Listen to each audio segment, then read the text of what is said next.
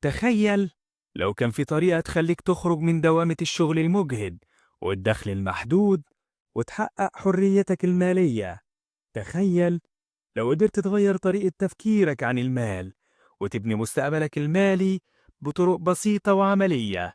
في الفيديو ده هنتكلم عن كتاب غير حياة الملايين وخلاهم يبدأوا رحلتهم للحرية المالية. كتاب هنكتشف فيه أسرار ممكن تخليك تحقق استقلال مالي حقيقي، وده مش مجرد ملخص، ده أول خطوة لتغيير حقيقي في حياتك. أهلا بيك في ملخص كتاب الأب الغني والأب الفقير. في البداية الكاتبة شارون ليتشر بتحكي موقف بسيط جدا بس غير تفكيرها تماما. ابنها رجع من المدرسة محبط جدا وقال لها: أنا ليه بذاكر حاجات مش هستخدمها في حياتي؟ قالت له كلمة ممكن تكون اتقالت لكل واحد فينا: عشان تنجح وتدخل الجامعة. قال لها: طيب وبعدين؟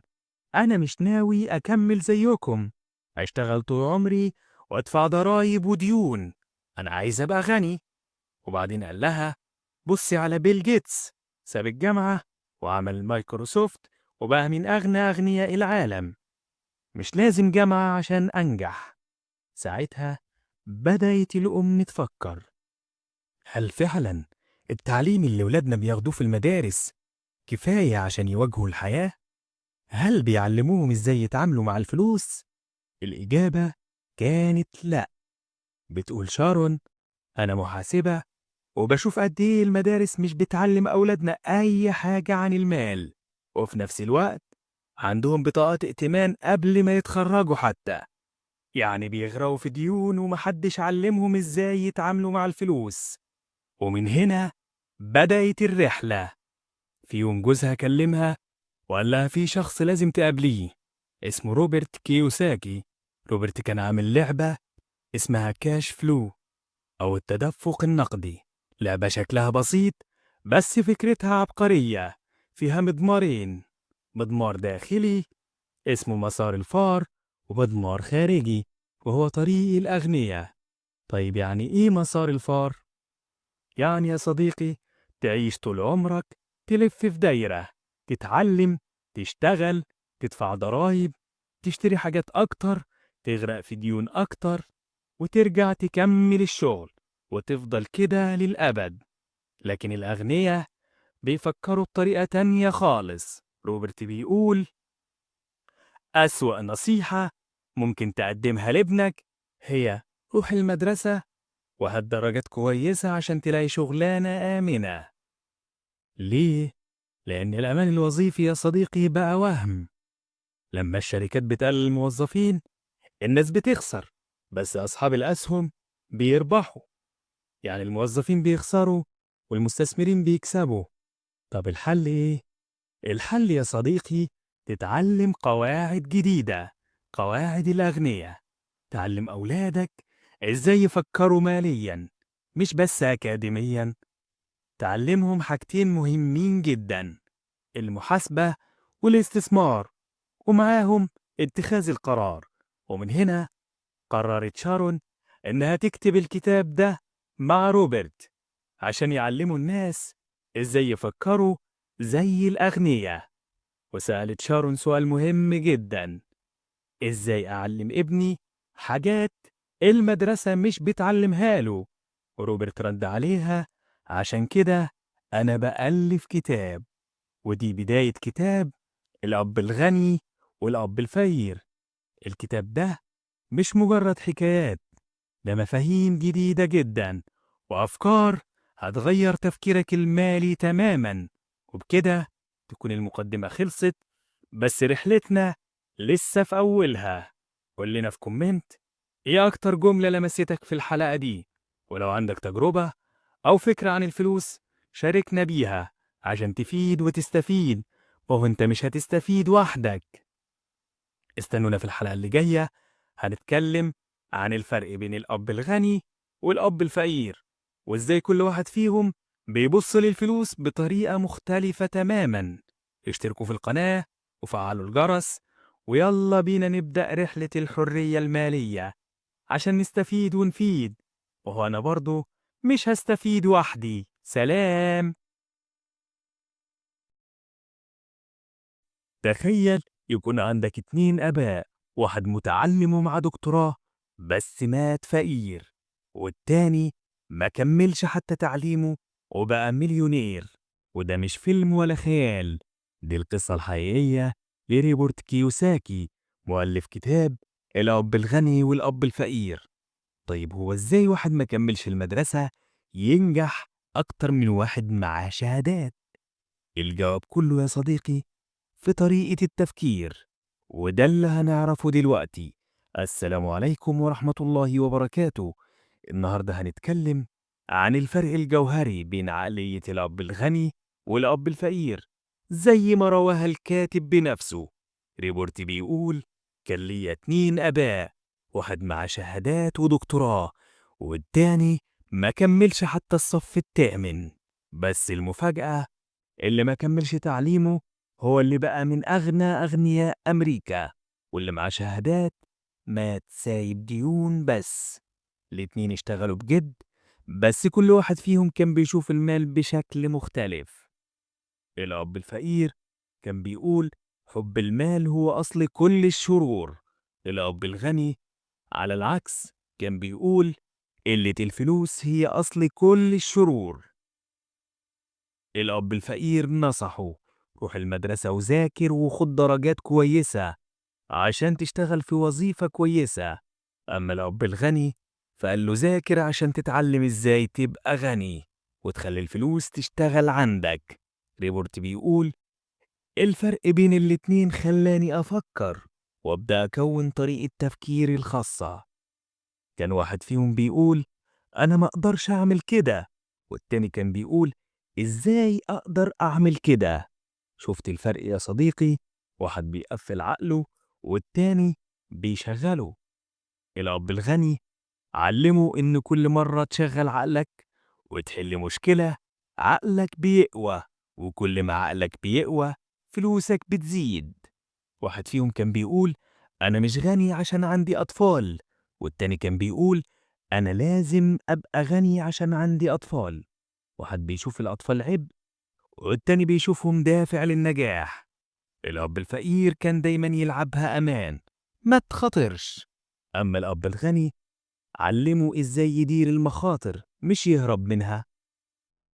واحد قال له ادرس عشان تشتغل في شركة كويسة، والتاني قال له ادرس عشان تشتري الشركة دي.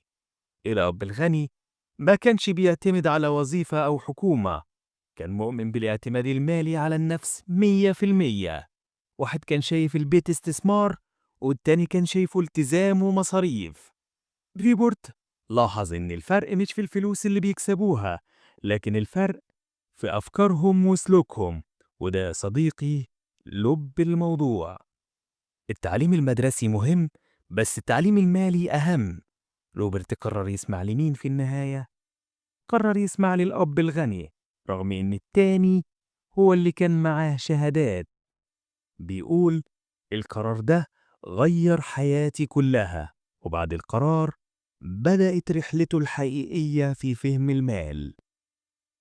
الكتاب كله يا صديقي بيدور حوالين 6 دروس رئيسية عن المال، ريبورت اكتسبهم على مدار 30 سنة، واحنا بإذن الله هناخدهم مع بعض حلقة حلقة. وكده تكون خلصت حلقتنا التانية، بس احنا لسه بنبدأ. لو حسيت انك استفدت شارك الحلقة مع اللي حواليك، ولو عندك أي فكرة أو موقف عن المال ابعته لنا عشان تفيد وتستفيد. ما هو انت مش هتستفيد وحدك. استنونا في الحلقة اللي جاية، هنتكلم عن أول درس من دروس الأب الغني. اشتركوا في القناة وفعلوا الجرس، ويلا نكمل الرحلة سوا عشان نفيد ونستفيد. ما هو أنا برضو مش هستفيد وحدي. سلام. تفتكر ممكن تشتغل 3 أسابيع تمسح تراب وتتعب من غير ما تاخد غير شوية فكة، وفي الآخر تكتشف إنك ما تعلمتش حاجة خالص؟ ده بالظبط اللي حصل مع ريبورت كيوساكي، بس اللي جه بعد كده قلب حياته كلها. تعالوا نعرف القصة. رجعنا تاني مع سلسلة الأب الغني والأب الفقير، والنهاردة مع أول وأهم درس: الأثرياء لا يعملون من أجل المال. روبرت كان لسه طفل وسأل والده إزاي أبقى غني. الرد كان بسيط، قال له استخدم عقلك. هنا فهم روبرت إن أبوه يقصد يقول له إن الحل في دماغك ودور عليه بنفسك، ومن هنا بدأت الرحلة. روبرت اتفق مع صاحبه مايك إنهم يبدأوا يدوروا على طريقة يجمعوا بيها فلوس، وفعلا قرروا يلفوا على الجيران ويجمعوا منهم علب غسول الفم الفاضية عشان يستخدموها في مشروع غريب شوية. مايك كان قرأ في كتاب العلوم إن النيكل موجود في الرصاص، فقالوا نسيح الرصاص ونستخرج منه النيكل ونبيعه. وفعلا جابوا القدر الحديد وبدأوا يسيحوا الرصاص فوق الفحم وهم فرحانين بالمشروع العظيم بتاعهم. لكن لما والد روبرت شافهم قال لهم انتوا بتعملوا ايه؟ رد عليه روبرت وهو فخور بنفسه: بننفذ فكرتك زي ما قلت لي، لازم نستخدم عقلنا عشان نبقى أغنياء. فرد عليهم والد روبرت: بس ده ممكن يكون غير قانوني. وهنا الصدمة، المشروع وقف قبل ما يبدأ. روبرت بص لصديقه مايك بإحباط وقال له واضح إن جيمي وأصحابه كان عندهم حق، إحنا فقراء. بس فجأة والد روبرت قال لهم انتوا هتفضلوا فقراء بس لو استسلمتوا، انما اللي انتوا عملتوه حاجة عظيمة جدا. اغلب الناس بيقعدوا يحلموا بس ما بيعملوش اي حاجة، انما انتوا عملتوا. وقال له لو عايزين تتعلموا عن الفلوس بجد روح كلم ابو مايك. وفعلا عملوا كده، لكن اللي حصل بعدها كان اهم من اي مشروع. والد مايك اللي روبرت سماه الاب الغني قرر يعلمهم عن المال بس بطريقته الخاصة. قال لهم هتشتغلوا عندي وأنا هعلمكم، بس هتقبضوا 10 سنت في الساعة. وافقوا واشتغلوا فعلا، لكن بعد 3 أسابيع روبرت زهق وقال أنا ما بتعلمش حاجة هنا، أنا هنا شغال زي العبد مقابل 10 سنت. وراح يواجه الأب الغني. الأب الغني رد عليه وقال مين قال إني ما علمتكش؟ أنت فاكر إن التعليم لازم يكون بالكلام؟ ده نظام المدارس، لكن هنا الحياة بتعلمك وهي ساكتة، بتخبط فيك يمين وشمال عشان تفهم، وكل مرة بتخبطك بتقولك اصحى، في حاجة لازم تتعلمها. يعني ايه الكلام ده؟ يعني الحياة كل شوية هتدفعك بموقف أو بخسارة أو بمشكلة، وساعتها لازم توقف وتسأل فين الدرس. الأب الغني وضح لروبرت إن في ناس بتقضي عمرها تشتغل وتقبض وتصرف وترجع تشتغل تاني، وده سموه سباق الفار. يعني يا صديقي بتلف في دايرة مقفولة، والمشكلة إنهم خايفين يفقدوا وظيفتهم، خايفين من قلة الفلوس، خايفين من بكرة. الخوف بيمنعهم من المغامرة ومن التجربة، لكن الحقيقة النجاح دايما وراه مخاطرة، واللي مش مستعد يخاطر عمره ما هيتغير. لكن الأغنياء بيفكروا بطريقة تانية خالص. الأب الغني قال له الطبقة الفقيرة والمتوسطة بتشتغل عشان تجيب فلوس، أما الأغنياء بيخلوا الفلوس هي اللي تشتغل عندهم. الدرس كان صادم بس حقيقي. روبرت بدأ يفهم إن في طريقة تانية للتفكير، بدل ما اشتغل عشان فلوس أتعلم إزاي الفلوس تشتغل علشاني. الأب الغني كمل كلامه وقال أنت جيت عشان تتعلم مش عشان تشتغل، وعشان كده المرة الجاية هتشتغل من غير ما تاخد فلوس. روبرت بصله وقال له ازاي يعني؟ رد عليه الأب الغني وقال لو ما فهمتش الدرس ده دلوقتي هتفضل زي ملايين من الناس تشتغل طول عمرك من غير ما تعرف يعني ايه حرية مالية. الفكرة مش في الفلوس، الفكرة في طريقة تفكيرك. وكده عمرك حسيت انك عايش في دايرة مش بتنتهي؟ بتصحى تروح الشغل تدفع فواتير وترجع تكرر ده تاني كل يوم. تفتكر دي حياة ولا فخ كبير بنقع فيه واحنا مش واخدين بالنا؟ النهاردة هنحكي عن فخ بيقع فيه معظم الناس وازاي ممكن نتجنبه قبل ما يتحول لأسلوب حياة. تابع معايا عشان ده الدرس اللي قلب حياة روبرت كيوساكي رأسا على عقب. وبداية حلقتنا النهاردة مع لحظة مهمة جدا، لحظة مقال الأب الثري لروبرت ومايك: الأفضل ليكم إنكم تبدأوا تفكروا لأنكم بدأتوا تتعلموا واحد من أعظم دروس الحياة. لو فهمتوه هتعيشوا بحرية وأمان، ولو لأ هتفضلوا زي ملايين من الناس اللي بيجروا ورا وهم اسمه الأمان الوظيفي. ووقتها عرض عليهم يشتغلوا معاه مقابل 25 سنت في الساعة، وبدأ يزود تدريجيا لحد ما وصل ل5 دولار في الساعة. وسألهم هتشتغلوا أكتر عشان الفلوس ولا هتفكروا ليه أصلا بتشتغلوا؟ وقال أغلب الناس بيعيشوا حياتهم زي الحمار اللي بيتسحب ورا جزرة، بيجري وراها طول عمره ويفضل فاكر إنه قرب، بس هو عمره ما هيوصل لها أبدا، لأن في الحقيقة في واحد فوقيه بيقوده. الجزرة هنا يا صديقي بتمثل الحلم، بيت جديد، عربية، ترقية، وكل ما يقرب الحلم يكبر يفضل يجري طول عمره ومش بيحقق رضا حقيقي. وبعدين قال الناس بتشتغل بسبب الخوف، ولما يقبضوا الجشع بيخليهم يحلموا أكتر، لكن عشان مش فاهمين المال الجهل بيقفل عليهم الدايرة. خوف وجشع وجهل يعني عبودية حديثة. روبرت كان مصدوم وسأله يعني إيه مفيش أمل؟ الأب الثري قال الأمل موجود، بس لازم تخرج من الفخ ده. الناس بتصحى تروح الشغل، تقبض وتدفع فواتير وتستهلك وتعيد من الأول. ده اللي بسميه سباق الفار. ناس كتير بتفتكر إنهم أحرار، بس هم في الحقيقة مربوطين بالخوف من الفقر وبالجشع للراحة.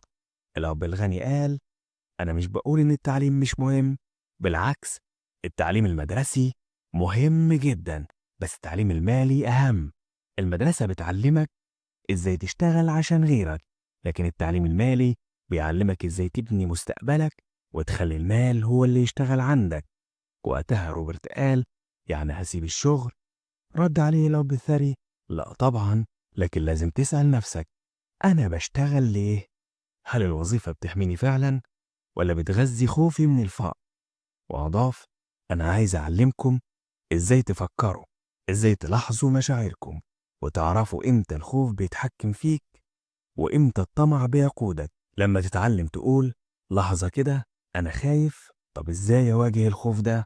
ساعتها عقلك هيبدأ يشتغل مكان عواطفك، وده أول طريق للحرية. وفي نهاية الجلسة قال لهم لو مستعدين تبدأوا الرحلة بجد تعالوا معايا للدغل. روبرت استغرب وسأله يعني إيه الدغل؟ رد الأب الغني الدغل هو المكان اللي الناس بتخاف تدخله، رمز للمجهول وعدم الأمان والمخاطرة، بس هو كمان المكان اللي هتلاقي فيه الحرية والتعليم الحقيقي. وفعلا راحوا معاه وبدأوا أول مشروع عملي في حياتهم، فتحوا مكتبة لكتب الكوميكس للأطفال، وكان أول درس حقيقي إن الفلوس ممكن تشتغل عندك حتى وانت نايم. الفلوس مش صاحبك ولا عدوك، هي لعبة لازم تتعلم تلعبها صح. لو فهمت قواعدها هتخلي الفلوس تشتغل لحسابك مش انت اللي تشتغل علشانها. رجعنا تاني مع سلسلة الأب الغني والأب الفقير، والنهاردة هنجاوب على سؤال هيغير حياتك لو فهمته. ليه لازم تتعلم الثقافة المالية؟ روبرت بيقول صديقي مايك ورث إمبراطورية والده ومش بس حافظ عليها، ده كمان وسعها. أما أنا فتقاعدت وأنا عندي 47 سنة وزوجتي عندها 37 سنة، لكن التقاعد مش معناه إني بطلت شغل. الفرق إن دلوقتي أصولنا كبرت لدرجة إنها بتعظم نفسها حتى مع التضخم. الموضوع يا صديقي أشبه بشجرة زرعتها زمان، فضلت تسقيها وتعتني بيها، ولما كبرت بقت تطرح ثمار من غير ما تتعب نفسك. في الأول بتبذل مجهود كبير، لكن بعد كده أصولك بتشتغل لوحدها. مايك اختار يدير الإمبراطورية وأنا اخترت التقاعد، وكل ما أتكلم مع الناس أسمع نفس الأسئلة: أبدأ منين؟ وإيه سر النجاح؟ وإزاي أكسب ملايين؟ لكن اللي بيخوفني إن كتير منهم بيهتم بالفلوس أكتر من أهم ثروة عندهم، وهي التعليم والمعرفة. الذكاء هو اللي بيحل المشاكل وبيجيب المال، أما المال من غير ذكاء بيتبخر. أنا مؤمن إن أي حد يقدر يتنقل من مستوى مالي لمستوى أعلى لو كان عقله مرن منفتح وبيتعلم طول الوقت، لكن اللي بيشوف الفلوس هي الحل الوحيد بتقابله أزمات مالية كبيرة. أغلب الناس فاكرين إن المهم هو أنت بتكسب قد إيه، لكن الحقيقة والأهم هي أنت بتحتفظ بإيه. عشان كده لما حد بيسألني أبدأ منين برد عليه بنفس اللي قاله لي الأب الغني زمان: لو عايز تبقى ثري لازم تتعلم عن المال. والدي المتعلم كان بيشجعنا نقرأ كتب، أما الأب الغني فكان بيشجعنا نتعلم الثقافة المالية، وهو شبه الموضوع ببناء ناطحة سحاب. لو الأساس ضعيف أي عاصفة هتهدها، لو الأساس متين هتبني عليها إمبراطورية إمبراطورية كبيرة. وأول قاعدة علمها لنا: اعرف الفرق بين الأصل والخصم واشتري الأصل. الأصل يا صديقي حاجة بتحط فلوس في جيبك، أما الخصم حاجة بتسحب فلوس من جيبك. الموضوع بسيط، لكن أغلب الناس بتتلخبط، والسبب إن التعليم التقليدي ما بيشرحش الفرق. احنا بنتعلم القراءة والكتابة، لكن مش بنتعلم نقرأ لغة المال. الفرق في الواقع: الفقير دخله من شغله بيروح على الضرائب والمصاريف، والطبقة المتوسطة دخلها من شغلها برضه بيروح على القروض والأقساط والمصاريف. أما الغني عنده أصول بتجيب له فلوس بيشتري بيها أصول أكتر. القانون بسيط: لو عقلك مبرمج على الصرف، أي زيادة في الدخل هتكون زيادة في المصاريف. والكارثة إن معظم الناس بيخرجوا من المدرسة من غير مهارات مالية تحميهم، فيشتغلوا بجد، ينجحوا في مجالاتهم، وبعدين يلاقوا نفسهم متعثرين ماليا، مش لأنهم ما بيعرفوش يكسبوا، لكن لأنهم مش عارفين يخلوا الفلوس تشتغل لصالحهم. تخيل تبدأ حياتك الزوجية بأحلام كبيرة، لكن بعد سنين تكتشف إنك دخلت في سباق ملوش خط نهاية. سباق بيستهلك وقتك وطاقتك وفلوسك، وفي الآخر تلاقي نفسك مرهق ماليا أكتر من الأول. إزاي ده بيحصل؟ تعالوا نشوف القصة. رجعنا تاني مع سلسلة الأب الغني والأب الفقير، وبداية حلقتنا النهاردة مع شاب وفتاة اتجوزوا جديد، مليانين حب وحماس. بدأوا حياتهم في شقة إيجار صغيرة، وبعد فترة حسوا إن الشقة دي مش مناسبة للأحلام اللي في بالهم، وقالوا هنبدأ نوفر عشان نشتري بيت أكبر نربي فيه أولادنا. ومع الوقت بدأ دخلهم يزيد فعلا، لكن معاه برضه زادت مصاريفهم. ولما المصاريف بتزيد، الخصوم يا صديقي، واللي هي يعني الالتزامات، بتزيد أكتر، وبدون ما يحسوا وقعوا في سباق الفار. الشغل بيزيد عشان الدخل بيزيد، لكن النفقات والديون بتزيد بنفس السرعة أو أسرع. روبرت بيقول: بييجوا يحضروا محاضراتي ويسألوني إزاي نكسب فلوس أكتر، لكن الحقيقة المشكلة مش في حجم الدخل، المشكلة الحقيقية في طريقة صرف الفلوس اللي عندهم. المعاناة المالية هنا سببها الأساسي الأمية المالية، وعدم فهم الفرق بين الأصول والخصوم.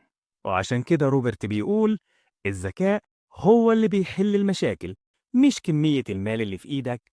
وعشان كده دايما بيقرر مقولة لصديق ليه: إن وجدت نفسك حفرت حفرة فتوقف عن الحفر. الأب الغني كان بيقول: اليابانيين عندهم 3 قوى أساسية: قوة السيف رمز لقوة السلاح، قوة الدرر رمز لقوة المال، قوة المرآة رمز للمعرفة بالذات. القوة الأخيرة دي يا صديقي هي الأعظم من بينهم، لأنها بتخليك تواجه الحقيقة. لكن أغلب الفقراء والطبقة المتوسطة بيسمحوا لقوة المال تتحكم في حياتهم من غير ما يسألوا نفسهم: اللي أنا بعمله ده هل هو فعلا منطقي؟ وده لأنهم بيتبعوا مبدأ القطيع. ومبادئ القطيع يا صديقي كتيرة جدا: نوع استثمارك، منزلك من الأصول، خليك في وظيفة آمنة، إياك تغلط، ما تخاطرش. وكل المبادئ دي اتكونت بسبب الخوف. الخوف من الاختلاف، الخوف من إنك تكون مختلف أو إن الناس تنتقدك، بيخلي معظم الناس يكرروا نفس مسار الأغلبية حتى لو الأغلبية غلط. لكن لو استخدمت قوة المرآة وبصيت لنفسك بصدق وسألت نفسك: هو أنا ماشي في طريق منطقي فعلا؟ ساعتها هتعرف الإجابة لوحدك. الأب الفقير يا صديقي كان شايف إن المنزل من الأصول، لكن الأب الغني كان شايفه من الخصوم، لأنه بيسحب المال من جيبك بدل ما يضيف له. أنا مش بقول ما تشتريش بيت، لكن بقول لو ناوي تشتري بيت أكبر، اشتري الأول أصل يولد لك دخل يغطي تمن البيت اللي انت اشتريته. ودلوقتي هقول لك ليه شراء منزل أكبر ممكن يضرك ماليا. أولا، بتضيع وقت كان ممكن تستثمره في بناء أصول تانية. ثانيا، بتخسر رأس مال كان ممكن تستثمره بدل ما يروح على مصاريف صيانة وضرائب. ثالثا، بتضيع فرص التعلم لأنك بتربط كل مدخراتك في حاجة واحدة مش بتولد لك دخل. لأن يا صديقي الفرق في طريقة التدفق النقدي. الأغنياء عمود الأصول عندهم بيولد دخل يكفي ويغطي كل نفقاتهم، والفايض بيرجع يستثمروه، فعمود الأصول بيكبر مع الوقت. أما الطبقة المتوسطة دخلهم الرئيسي من المرتب، ومع زيادة المرتب بتزيد الضرائب والمصاريف، وبيفضل بيتهم أكبر استثمار عندهم، وده بيخليهم دايما في سباق الفار. روبرت بيقول في مجتمع اليوم كل زيادة دخل بيقابلها زيادة في المصاريف، وبالتالي ديون أكتر وعدم استقرار مالي. غياب التعليم المالي بيخلي الناس تلعب من الجانب الآمن، لكن موقفهم المالي بيكون هش وضعيف جدا.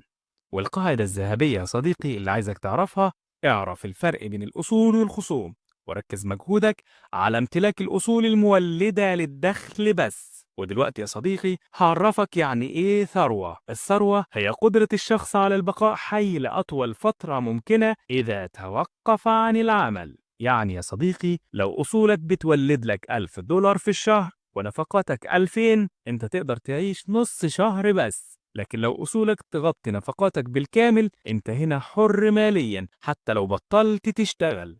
ودلوقتي هقولك استراتيجية الثراء. أول حاجة تزود التدفق النقدي من أصولك وتحافظ على النفقات أقل من الدخل الناتج عن الأصول، وبعد كده الفايض استثمره من تاني، وبكده هتزيد حجم أصولك باستمرار. مع الوقت دخلك من الأصول هيزيد وتقرب من الحرية المالية الحقيقية. والخلاصة يا صديقي، الثري بيشتري أصول والفقير عنده نفقات بس، والطبقة المتوسطة بتشتري خصوم وبتفتكرها من الأصول. في ناس كتير تفتكر إن حل مشاكلها المالية إنها تكسب أكتر، لكن الحقيقة المشكلة مش في الدخل، المشكلة في إدارة الدخل نفسه. تخيل معايا واحد بيقبض 10,000 جنيه، واحد تاني بيقبض 20,000. الغريب إن ممكن اللي بياخد 10,000 جنيه بيعيش مرتاح، واللي بياخد 20,000 بيفضل مديون. الفرق بينهم يا صديقي الإدارة. القواعد بسيطة جدا: أول ما تستلم مرتبك خد 10% وحوشه لنفسك قبل أي حاجة. اعمل ميزانية: الأكل والسكن والمواصلات، كل بند ليه رقم محدد. دون مصاريفك يوم بيوم، هتتفاجئ قد إيه بتصرف على كماليات تقدر تستغنى عنها، وأي زيادة ما تضيعهاش في حاجات ملهاش لازمة. خليها استثمار يجيب لك دخل إضافي. الفلوس مش مجرد ورق، الفلوس أداة، إما تسيطر عليها يا إما هي اللي تسيطر عليك. واللي يعرف يدير فلوسه صح هو اللي يعرف يدير حياته. لو عايز تعرف أكتر عن إدارة المال وإزاي تتحكم في نفقاتك، اعمل اشتراك وتابع القناة، وأنا هعلمك كل أسرار المال، عشان أنا برضو مش هستفيد وحدي. سلام. عارفين إن أخطر خدعة في التاريخ كانت اسمها الضرايب؟ قالوا إنها اتفرضت عشان تعاقب الأغنياء، بس الصدمة إن اللي اتعاقبوا فعلا هم الفقراء والطبقة المتوسطة. روبرت بيقول الحقيقة دي كانت من أكتر الحاجات اللي فتح عيني عليها الأب الغني. تعالوا أحكي لكم القصة. رجعنا تاني مع سلسلة الأب الغني والأب الفقير، وبداية حلقتنا النهاردة مع روبرت وهو بيحكي ويقول: وأنا صغير كنت بسمع الأب الفقير وهو بيقول الأغنياء محتالين وجشعين ولازم يدفعوا ضرائب أكتر. وفي نفس الوقت الأب الغني كان بيقول موظفين الحكومة نفسهم عبارة عن مجموعة من اللصوص بيصرفوا فلوسهم من جيوب الناس. الاتنين كان معاهم جزء من الحقيقة، بس اللي اكتشفته بعدين إن فكرة روبن هود، خد من الغني واعطي الفقير، هي أصل الكارثة اللي بتقع على راس الفقراء والطبقة المتوسطة. ليه؟ لأن الأغنياء فعلا نادرا ما بيدفعوا ضرائب، واللي بيتحمل العبء كله هم الطبقة المتوسطة، خصوصا الناس المتعلمة واللي معاها وظائف محترمة. الأب الغني كان بيقول الناس وافقوا على الضرائب وهم فاكرين إنها عقاب للأغنياء، لكن الحقيقة إن اللي تعاقبوا هم اللي صوتوا لها، الفقراء والطبقة المتوسطة. ومع مرور الوقت الحكومة بقت تبص للضرايب كأنها بحيرة من المال، لازم يلاقوا طريقة يصرفوها، ولو ما صرفوش كل الميزانية السنة اللي بعدها هتقل. وعشان كده الصرف الحكومي دايما بيزيد، وبالتالي دايما محتاجين ضرايب أكتر وأكتر. لكن هنا بقى الأثرياء لقوا فرصة، لأنهم فاهمين قوة الشركات وقوة القانون اللي بيحمي أموالهم. ودلوقتي هقول لك على الفرق بين الموظف ورجل الأعمال. الموظف يا صديقي حياته كده: يشتغل، الحكومة تاخد ضرايب الأول، واللي يتبقى يعيش بيه. أما رجل الأعمال شركته بتصرف نفقاتها الأول وبعدها يدفع ضرايب على الباقي. وده يا جماعة السر الأكبر للأثرياء. المعرفة قوة، ومع المال بتيجي قوة أكبر، بس محتاجة معرفة صائبة تحافظ على الفلوس وتنميها. وأهم طريق للمعرفة دلوقتي إنك تنزل حالا حالا تشترك في القناة وتفعل الجرس عشان تبقى فاهم اللعبة قبل ما الكل يلعب عليك. ودلوقتي تعالوا نركز على اللي بيحرك اللعبة فعلا، وهو الذكاء المالي. الذكاء المالي مش رفاهية، ده علم كامل ومزيج من مهارات أساسية. المحاسبة، إنك تفهم وتقرأ البيانات المالية. الاستثمار، إن المال يقدر يولد مال. فهم الأسواق، العرض والطلب والمشاعر اللي بتحرك السوق. القانون، إزاي الشركات بتديك مزايا ضريبية وحماية قانونية. ودلوقتي هقولك على مزايا الشركات اللي بيستغلها الأغنياء. الشركة تقدر تدفع نفقاتها قبل ما الحكومة تمد إيدها على الفلوس. الشركات بتدي حماية قانونية، والأغنياء بيخفوا ثرواتهم جواها عشان يحموها من الدعاوى والديون. والخلاصة يا صديقي، الناس نوعين: أغنياء عندهم شركات بيكسبوا الفلوس يصرفوا نفقاتهم وبعدين يسددوا الضرايب، وموظفين عند الأغنياء بيكسبوا فلوس من شغلهم ويدفعوا ضرايب الأول ويعيشوا بالباقي. وعشان كده لو نفسك في حرية مالية حقيقية لازم يكون عندك شركتك الخاصة كجزء أساسي من استراتيجيتك المالية. وهنا لازم تعرف حاجة مهمة: لعبة الأغنياء مش تهرب من الضريبة ولا غش، دي لعبة إنك تستخدم القوانين نفسها بذكاء. عندك شركة تحول بيها دخلك؟ ماشي. تصرف مصاريفك قبل الضريبة؟ تمام. تستثمر فلوسك عشان تولد فلوس جديدة؟ ما يضرش. وتستفيد من المزايا اللي القانون نفسه بيديها لك. يعني ببساطة الأغنياء خلوا القوانين تشتغل لصالحهم مش ضدهم. وفي النهاية يا صديقي، لازم تعرف إن الضرايب رغم كل عيوبها هي اللي بتمول الطرق اللي بنمشي عليها، والمدارس اللي بنعلم فيها أولادنا، والمستشفيات اللي بنتعالج فيها. التهرب الضريبي مش شطارة، لأنه بيزيد الحمل على الفقراء. الحل مش إننا نهرب من الضريبة، الحل إننا نتعلم نلعب اللعبة صح زي الأغنياء بالظبط، وفي نفس الوقت نشارك بعدل في بناء بلدنا. تفتكر إيه هو الشغل الحقيقي بتاع مؤسس ماكدونالدز؟ همبرجر؟ لو قلت كده يبقى فاتك واحد من أعظم أسرار الأثرياء. السر ده مش بس غير مفهوم البيزنس، لا، ده كشف إن النجاح مش دايما في اللي ظاهر قدام الناس، لكن في اللي ورا الكواليس. خليني أحكي لك القصة اللي هتفتح عينيك على فكرة مختلفة تماما عن معنى الشغل والثراء. وبداية قصتنا مع الكاتب روبرت كيوساكي، مؤلف كتاب الأب الغني والأب الفقير. بيحكي إنه في يوم من الأيام دعا راي كروك، الراجل اللي أسس إمبراطورية ماكدونالدز، إنه يدي محاضرة لطلبة الماجستير في جامعة تكساس. وبعد المحاضرة الطلبة حبوا يقضوا وقت أكتر معاه، فدعوه يروح معاهم النادي. وهناك راي قرر يسيب لهم درس عملي مش هينسوه في حياتهم. سألهم: يا ترى أنا شغال في إيه؟ الطلبة ضحكوا باستغراب وقالوا: همبرجر طبعا، مش محتاجة تفكير. لكن ري ابتسم وقال: لا، أنا مش شغال في الهمبرجر، أنا شغال في العقارات. الجملة دي خلت الكل ساكت. إزاي يعني؟ مش هو صاحب أكبر سلسلة برجر في العالم؟ لكن ري وضح أن المنتج اللي بيبيعوه هو البرجر، لكن سر نجاح ماكدونالدز الحقيقي واللي خلى الشركة دي إمبراطورية هو اختيار مواقع الفروع. الموضوع مش مجرد مطعم ولا أكل، الموضوع إن كل فرع بيتبني في مكان استراتيجي مدروس، أرضه قيمتها بتزيد مع الوقت. يعني ببساطة ماكدونالدز كانت بتعمل فلوس من البرجر، لكن بتكون ثروة من العقارات. وعشان كده النهاردة ماكدونالدز مش مجرد سلسلة مطاعم، دي واحدة من أكبر ملاك العقارات في العالم. ومن القصة دي يا صديقي نقدر نفهم السر رقم 3 من أسرار الأثرياء، وهو: فكر في عملك الخاص. يعني ما تخليش كل حياتك متوقفة على وظيفتك أو مرتبك أو ترقيتك. معظم الناس بيشتغلوا طول عمرهم عند حد تاني ويقضوا سنين في دايرة اسمها المرتب. بيشتغلوا عشان يقبضوا ويصرفوا اللي قبضوه، وبعدين يفضلوا محتاجين يشتغلوا من تاني، وفي الآخر يكتشفوا إنهم ضاعوا من غير ما يبنوا أمان مالي حقيقي. التعليم التقليدي يا صديقي بيجهزك تبقى موظف كويس، لكن مش بيعلمك إزاي تبني أصول تفضل تولد دخل حتى وإنت نايم في بيتك. وده بالظبط اللي عمله ري كروك.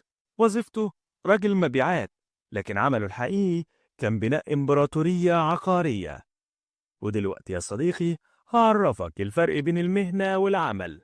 المهنة يا صديقي هي الوظيفة اللي بتشتغلها وبتاخد عليها مرتب، زي موظف بنك أو مدرس أو مهندس. لكن العمل يا صديقي هو اللي بتبنيه لنفسك، حاجة أنت اللي بتمتلكها وتستمر تولد لك دخل حتى لو مشيت من الشغل.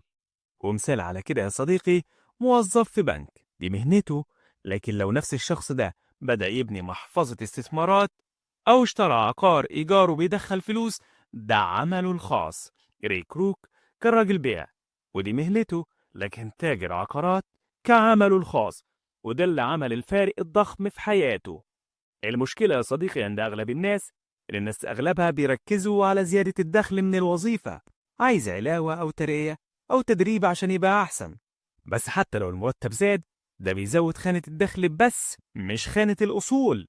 والأسوأ من كده إن أول ما بيجيهم دخل زيادة يجروا يشتروا بيت أكبر أو عربية أفخم أو حاجات شكلها رفاهية. لكن اللي ما يعرفوهوش إن الحاجات دي بتبقى خصوم مش أصول، يعني بدل ما بتزود فلوسهم بتسحب منهم فلوس كل شهر.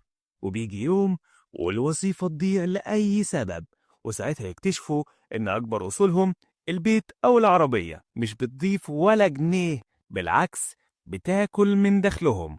والنصيحة يا صديقي أو النصيحة الذهبية اللي هقدمها لك في الحلقة دي، احتفظ بوظيفتك بس لازم تبدأ فورا في بناء أصول حقيقية، لأن وظيفتك هتأمن مصاريفك الحالية، لكن الأصول هي اللي هتأمن مستقبلك. طب إيه هي الأصول دي اللي ممكن تأمن مستقبلك؟ أعمال أو مشروعات صغيرة مش محتاجة وجودك طول الوقت، أو أسهم في شركات أو سندات حكومية أو شركات، صناديق استثمارية أو عقارات بتولد دخل إيجار، أو حقوق ملكية فكرية زي كتاب أو كورس أو اختراع أو أي شيء يقدر يولد دخل حقيقي وله قيمة مع الوقت. الرفاهية يا صديقي الأثرياء بيفكروا فيها بطريقة مختلفة تماما، بيأجلوا الرفاهية دي لحد ما الأصول اللي معاهم تكفي وتغطي كل مصاريفهم. لكن الفقراء والطبقة المتوسطة كل ما يجي دخل زيادة يجروا يشتروا رفاهية، وده اللي بيخليهم دايما تحت ضغط الفلوس. الرفاهية الحقيقية يا صديقي مش إنك تشتري عربية جديدة أول ما يبقى معاك فلوس. الرفاهية الحقيقية إنك تسيب أصولك تشتريها لك من غير ما تلمس جيبك، يعني ببساطة المكافأة تيجي بعد ما تبني عملك الخاص وتأسس أصول قوية مش قبلها. وفي النهاية يا صديقي عايزك تسأل نفسك سؤال مهم جدا: أنت بتشتغل في المهنة ولا بتبني عمل؟ هل كل تعبك بيخدم خانة الدخل بس، ولا بيكون أصول تفضل معاك العمر كله؟ فكر فيها وابدأ من النهاردة. وافتكر يا صديقي السر مش في الهمبرجر، السر في العقارات. تخيل معايا في ناس كل يوم بتصحى وتحقق تقدم وتضاعف ثروتها، وناس تانية رغم تعبها وشغلها بتفضل واقفة في مكانها. والفرق بينهم يا صديقي مش ذكاء ولا حظ، الفرق الحقيقي هو الطريقة اللي عقولهم بتفكر بيها وازاي بيحولوا الأفكار لفرص. بص يا صديقي، صاحبنا روبرت كيوساكي بيقول الأثرياء يبتكرون السبل للحصول على المال، يعني الغني مش بيستنى الراتب ولا بيكتفي بالطريقة التقليدية، هو بيخلق طرق جديدة يجيب بيها المال. ومن خبرته الطويلة مع آلاف الطلاب اكتشف حاجة مهمة: مش نقص المعرفة هو المشكلة، لكن نقص الثقة بالنفس. الخوف والشك في النفس هما اللي بيكسروا أي عبقرية جوانا. تخيل معايا واحد واقف قدام باب مقفول ومعاه المفتاح بس مش واثق إنه يقدر يفتحه. المفتاح يا صديقي هو المعلومة، لكن الجرأة هي الإيد اللي بتحرك المفتاح.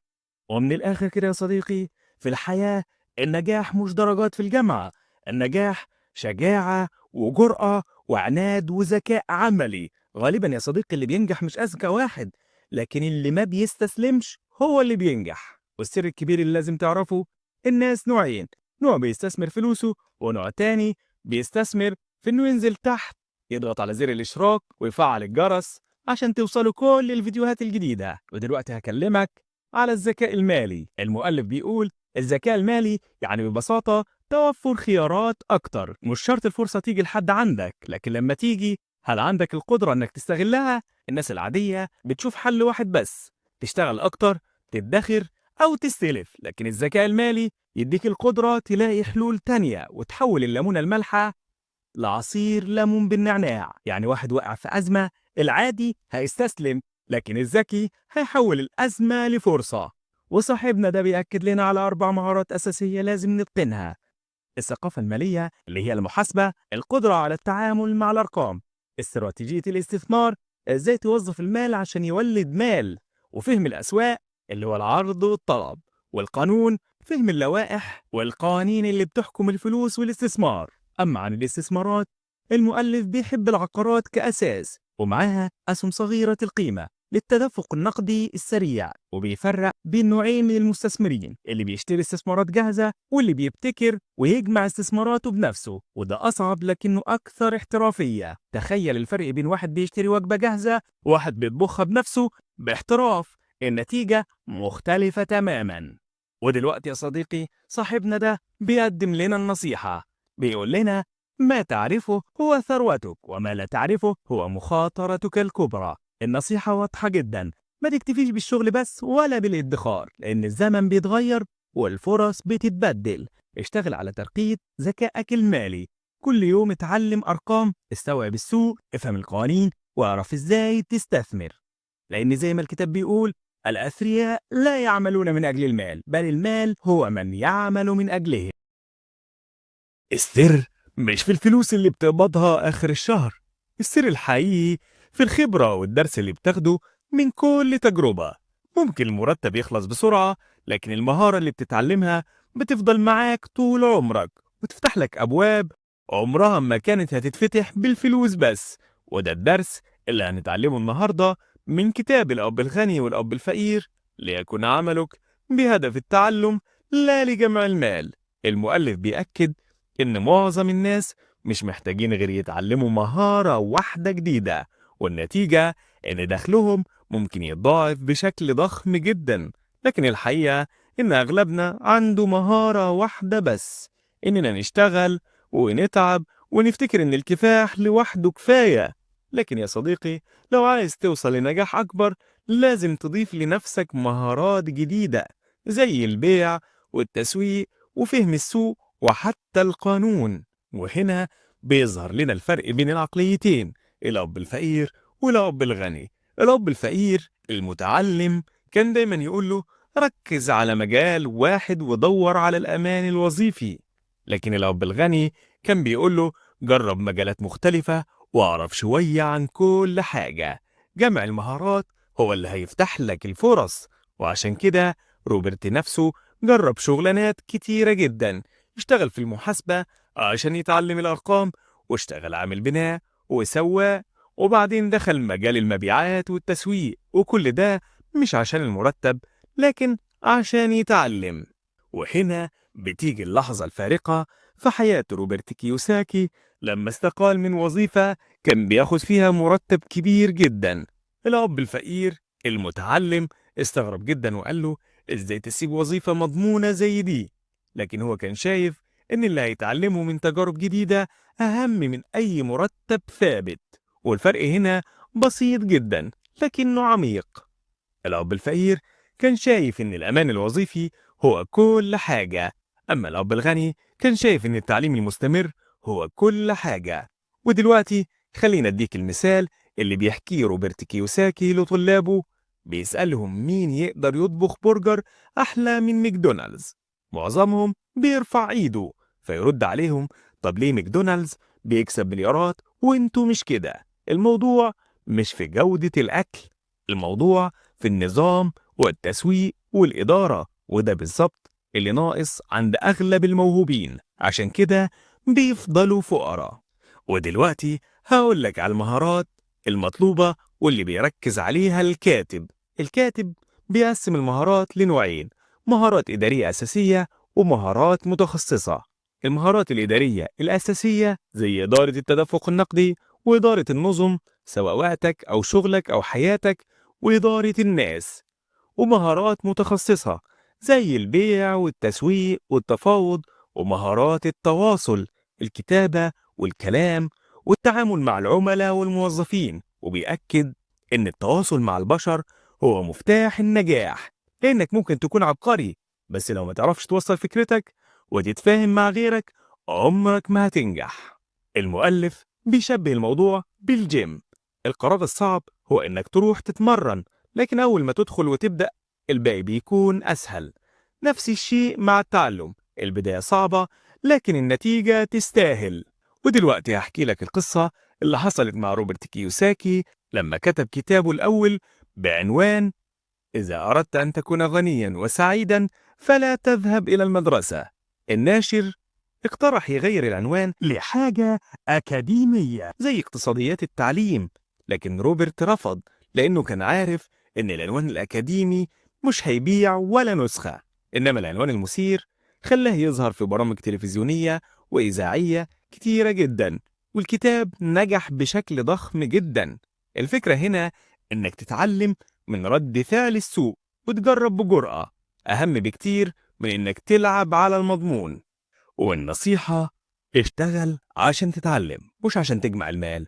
ركز على المهارات اللي ناقصاك مش على المرتب. حتى لو الشغل جاب لك دخل قليل في الأول، المهارات اللي هتكتسبها هتفتح لك فرص تكسب منها أضعاف أضعاف في المستقبل. ودلوقتي عايزك تنزل حالا تكتب لنا في التعليقات ايه أول مهارة نفسك تبدأ تتعلمها الفترة اللي جاية تغير مستقبلك للأفضل إن شاء الله. في سر خطير ناس كتير سامعين عنه أو حتى عارفين تفاصيله لكن عمرهم ما لمسوه ولا طبقوه. سر بيخلي ناس عندهم معرفة مالية واسعة يفضلوا عايشين من المرتب للالتزامات وغرقانين في الديون، وفي نفس الوقت ناس تانية أقل خبرة قادرين يبنوا ثروة ويحققوا استقلال مالي حقيقي. الغريب يا صديقي إن المعوقات دي مش في اللي حواليك، المعوقات دي جواك انت. تعالوا نكتشف مع بعض ايه هي العوائق الخمسة اللي بتمنعك من الحرية المالية. بص يا صديقي، روبرت كيوساكي بيقول إن في 5 أسباب أساسية بتفسر ليه أصحاب الثقافة المالية ساعات ما بيوصلوش للاستقلال المالي. وأول سبب الخوف، الخوف من خسارة المال. روبرت بيقول عمري ما قابلت غني ما خسرش فلوس، لكن قابلت فقراء كتير ما خسروش ولا مليم ومع ذلك فضلوا فقراء. المشكلة مش في الخسارة نفسها، المشكلة في رد فعلك. تخيل إنك ماسك مفتاح، الخوف بيخليك تسيبه من إيدك قبل ما حتى تجرب تفتح الباب. الناجحين بيشوفوا الفشل مش كخسارة لكن كدرس وإلهام وتجربة بتقويهم. تاني سبب يا صديقي السخرية، الشكوك والضحك اللي ممكن تيجي من اللي حواليك أو حتى من نفسك. انت مين عشان تنجح؟ لو كانت فكرة كويسة كان غيرك عملها. الكلمات دي ساعات بتشلنا وتوقفنا عن أي خطوة أكتر من أي أزمة مالية حقيقية. الأب الغني كان بيقول الساخرين ينتقدون بينما الرابحين يحللون. والتحليل بيخليك تشوف الفرصة اللي غيرك مش شايفها وتعرف تفرق بين المخاطرة الحقيقية والمخاوف الوهمية.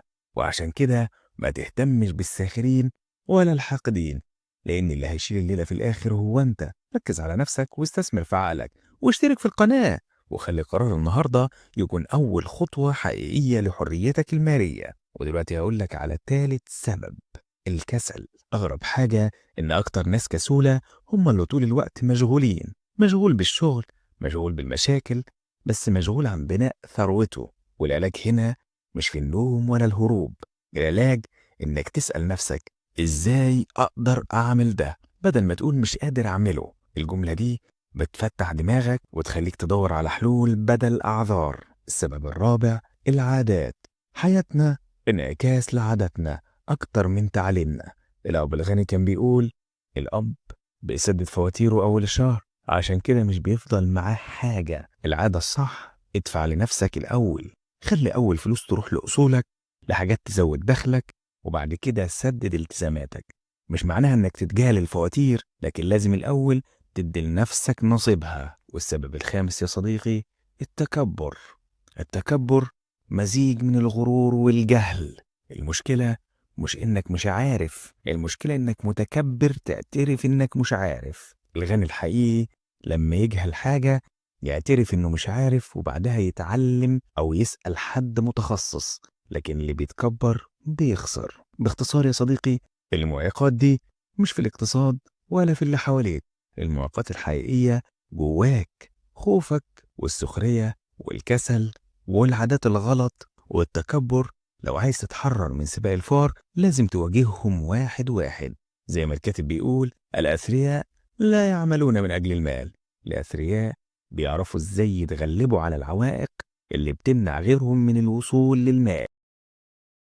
مش مهم تبدأ منين، المهم تبدأ إزاي. الذكاء المالي مش حاجة بتتولد معاك، لكنها مهارة بتتعلمها خطوة بخطوة، ولو اتعلمتها هتقدر تخلي الفلوس تشتغل عندك وتحقق استقلال مالي حقيقي. في الفيديو ده هنتكلم عن 10 خطوات بسيطة لكن تأثيرها ممكن يغير حياتك بالكامل. في البداية ريبورت كيوساكي بيقول: أنا شخصياً ما كانش الطريق للثراء عندي سهل، لكن كان عندي طريقة تفكير معينة بمشي بيها كل يوم. الموضوع أشبه بركوب العجل، في الأول صعب، ممكن تقع وتتعور، بس مع التدريب بيبقى عادي وسهل. الفرق بين الناس مش إن واحد ذكي والتاني غبي، الفرق إن في واحد صبر وعدى مرحلة التعب وواحد استسلم. طيب تعالى ندخل على الخطوات العشر، بس الأول لو سمحت اعمل لايك. الخطوة الأولى: الحاجة لسبب يفوق الواقع. اللي بيحركك مش بس إنك عايز فلوس، لأ، لازم يكون عندك سبب قوي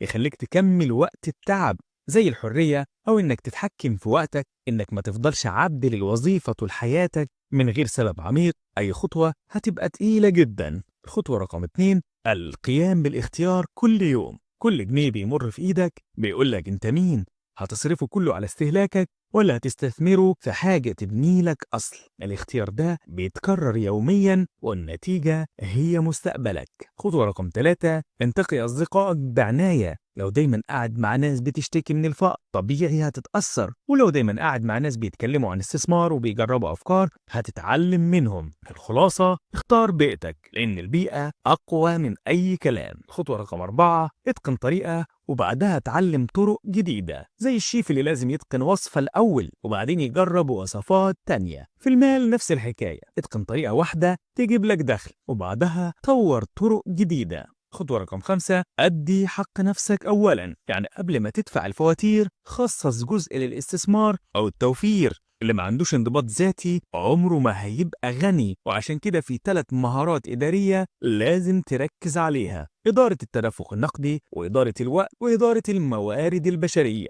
من غير انضباط أي فلوس هتطير. خطوة رقم 6: ادفع لسمسارك بسخاء. ممكن تقول لي أديله فلوس كتير؟ الجواب: لأنه بيختصر لك وقت ومجهود وبيديك معلومات قيمتها تساوي ذهب. سمسار شاطر ممكن يوصلك لفرص عمرك ما كنت هتشوفها. خطوة رقم 7: كن مانحا هنديا، يعني دايما اسأل هسترد استثماري امتى وهكسب ايه مقابل اني دفعت كذا. المستثمر الذكي بيدور على العائد زائد اي اصول اضافية يقدر يطلع بيها من الصفقة. خطوة رقم 8: الأصول هتشتري لك حياة الرفاهية. معظم الناس أول ما يبقى عندهم شوية فلوس يشتروا عربية جديدة أو بيت أكبر. الغني يا صديقي بيفكر بالعكس، بيشتري أصول والأصول هي اللي بتجيب له عربية أو بيت. القوة هنا إنك تخلي المال يشتغل عندك مش أنت اللي تفضل عبد عنده. خطوة رقم 9: الحاجة للبطولة. انت محتاج قدوة او بطل يمشيك في الطريق. لما تشوف حد نجح في الاستثمار بيهون عليك المشوار، لانك ببساطة هتقول هو عملها يبقى انا كمان اقدر. خطوة رقم 10 والاخيرة: ابذل وستتلقى المقابل. عايز مال؟ ادي معرفة. عايز حب؟ ابذل حب. عايز صداقة؟ كن صديقا حقيقيا. اللي بتبذله بيرجع لك مضاعف حتى في الاستثمار. في النهاية يا صديقي، لو عايز تبدأ طريق الثراء حدد سبب قوي واختار بحكمة وكون بيئة غنية.